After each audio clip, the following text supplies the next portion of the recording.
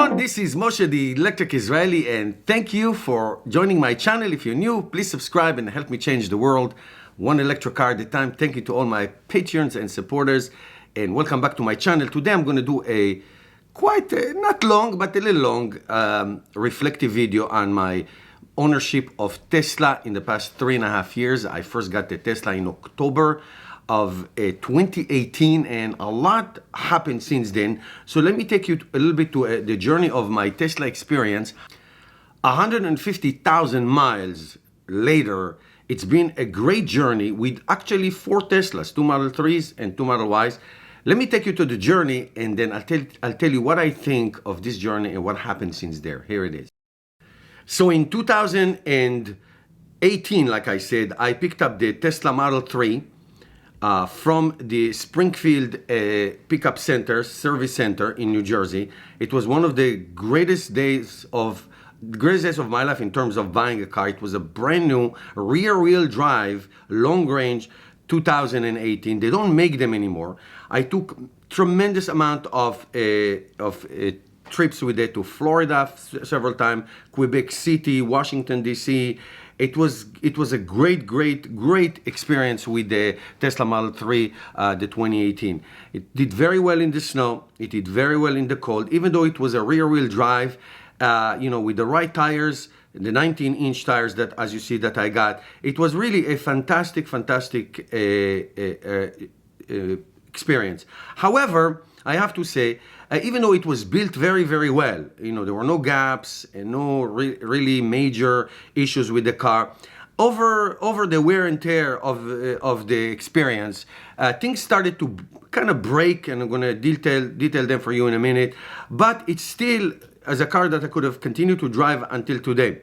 All right, it was an awesome experience with this car. So things started to break. A little bit here, a little bit there, not too bad.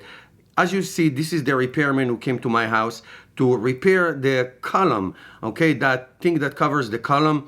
That, I heard, happened to a lot of cars, a lot of Tesla Model 3s, when you really rub it against your rear end and when you get in and out, because it's a small, low car. I'm 6'2", so that broke and was fixed. And it was never fixed. It was fixed, but it was never like really done in a way that it was firm. It was loose, as you can see. Even if you can see him now, it was a little bit loose. That was one.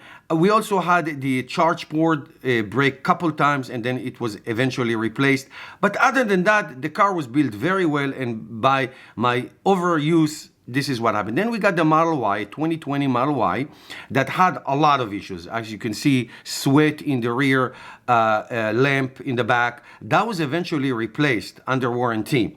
It was like a really swimming pool. You can see it like water underneath. But that was replaced. And we drove it for about a year, a little bit more than a year. Took a lot of trips with it, like we do with the Model 3. And it was really great fun. And then, if you look at it, it had issues, not mechanical issues whatsoever. I did, rub it a little bit. There were some scratches that I had, but it did have definitely gaps. Like I said before, water in the lamp in the back. That was right away. There was some paint issues, as you can see, if you can squint over there, like a little paint issues that were there. But, no issues with latches or door closing or opening and things like that. But you can definitely see gaps. Okay, definitely see gaps. I didn't bother fixing it at all. It was a dual motor white. We really liked it. It was really great. But then I had an opportunity to sell it and get really good money for it. But except for the water in the lamp, it was fine. It was no issues with this whatsoever. So eventually we decided, it was, like I said, it was a great car, a great storage and all that. But eventually we decided we had a great opportunity to sell it. We sold it. We got like $5,000 or $6,000 more money than we owed on it. We sold it to vroom.com. They came to the house, they picked it up, and at the same time we ordered a new Tesla Model Y, a 2021 Tesla Model Y, and a 2021 Tesla Model 3, which we picked up at the service center in Springfield again. So those two cars, between those two cars, there was close to 130,000 miles on those two cars, on the 2018 Model Y and the Model 3 and the 2020 Model 3. So this is the 2021 Model 3 that we picked up.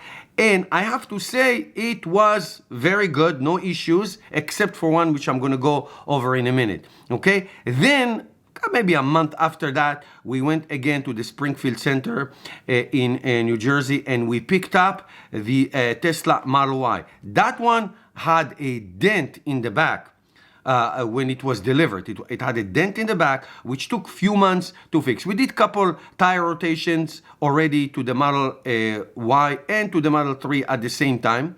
As you can see, the guy came to the house like he always does, and he did the Model 3, and then he did the Model Y, and that was fine. This is a great service. I do it twice a year. Now, the Model 3, I bought it with FSD, which I used a lot at the beginning, and then it started to glitch and glitch and glitch, and I took it to the service center, and they gave me a brand new computer. The whole computer was shot. Here is the Model Y with the dent behind, and I took it to the service center, and they referred me to not a mechanic, a body shop, and it took like a few months until they got the parts and everything. So that was great. Now we have the black Model 3 and the gray Model Y, which we really love. The Model 3, like I said, got new computer, but I lost my FSD. I enrolled in that program, and I lost my FSD, which now got me really, really upset. So the Model 3 was fixed, but now I don't have the FSD beta. Okay, I do have the FSD, of course, but I don't have the FSD beta. That's what I meant. So it was really upsetting. But the cars are great. They're great for different purposes. The Model Y, obviously, it's much bigger, large, great for family road trip, lots of room. And the Model 3, it's good for two people, I say. I mean, we took my family trips with that, but it's a squeeze. It is a squeeze. There's nothing like a Model Y on a family trip. It's really, really awesome. The Model 3 is great. I drive it most of the time. My wife drives the Model Y most of the time, and we take it to a lot of family trips with the boys and that. So that's great. So I can tell you that overall, it's been a great experience. 150,000 miles. Now, if you remember, at the beginning, Tesla had this referral program, so a lot of you, my followers on Facebook and on YouTube, bought the Tesla using my referral code. So I got a lot of referrals, and I still have over 30,000 free supercharging miles that are going to expire in the middle of 2023, I believe. So I never paid $1 for supercharging, not even $1. Most of the repairs at the beginning were under warranty, but the charge port in the Model 3, the first Model 3, and that column that I showed you, that I had to pay for that. Tire rotations, of course, I have to pay. That's not the point. The dent in the back of the new Model Y was replaced, of course, for no charge, and the computer in the new Model 3 was also changed with no charge. So even though they look the same, they are very, very different. They're very, very different. The Model Y is much more comfortable. Thinking back, when I replaced the first Model 3, even my wife and I said we should have bought just two Model Ys. I'm 6'2", so I'm close to 60 years old, so it's hard for me in and out. I like it. It's great. Once you're in it, you find great room, and it's more comfortable. The ride in the Model Y is a little bit rigid. So I have to tell you, it is great. Two Model Ys would be great, but still, we love the Model 3. Great range, over 350 miles. Model Y over 320-ish miles. So the range is spectacular. There's no problem there. The charging is spectacular. The comfort is spectacular. The technology, everything is great. Again, I'm very upset that the Tesla Model Y took away my FSD beta, and their explanation that they gave me, it was ridiculous explanation. They said, the FSD was for the old computer. I was like, I'm the driver, I'm not the computer. I was evaluated, not the computer. Anyway, whatever. Hopefully I'll get it back soon. So I have to tell you, it is a very cheap car to own. Okay, 3.5 years, 150,000 miles, very cheap car to own. Besides tire rotations and like wear and tear over time, because I drive like a maniac.